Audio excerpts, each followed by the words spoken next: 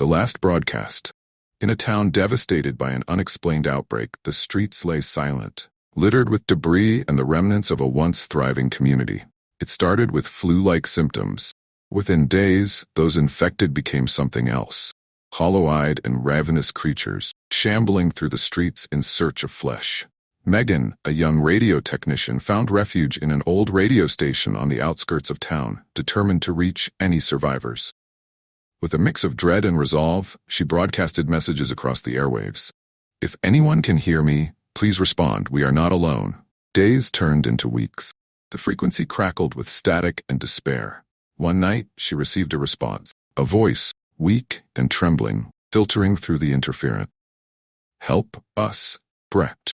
Megan directed the voice to an abandoned hospital nearby, hoping they could regroup. She picked up a few supplies and made her way there, heart pounding with each step.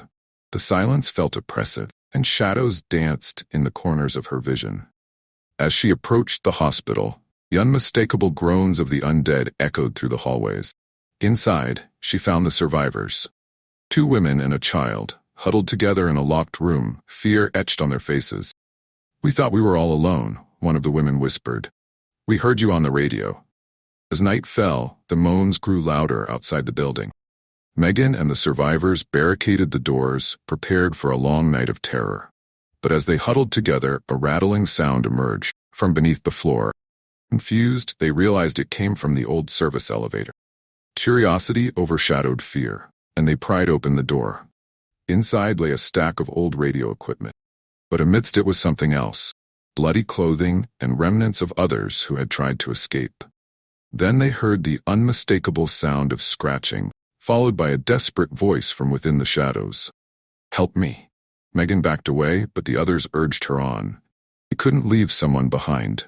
As they peered deeper into the elevator shaft, a figure emerged, pale and decaying, a twisted version of a man with eyes wide in terror.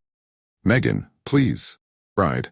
But as they looked closer, they noticed his skin was deteriorating, his fingers grotesquely clawed. The realization hit them like a thunderclap. He was one of them now, one of the undead, luring them closer. Panic erupted, and in the frenzy to escape, they bolted back into the hospital. But the undead had already breached the barricades, the room filled with their groans, echoing the desperate cries of the survivors. As the door splintered and cracked under the weight of the horde, Megan realized in horror it was too late. The last broadcast she had hoped to send became muffled screams, drowned out by the cacophony of the undead overwhelming them. Outside, the radio crackled into silence, leaving only the sound of the walking dead feasting in the darkness.